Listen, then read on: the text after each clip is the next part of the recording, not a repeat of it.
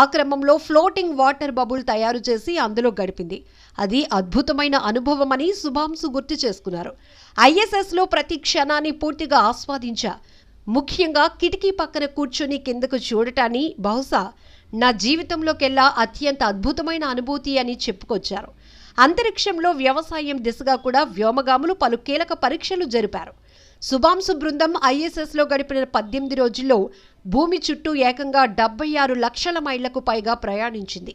ఆ క్రమంలో 288 సార్లు భూ ప్రదక్షిణలు చేసింది.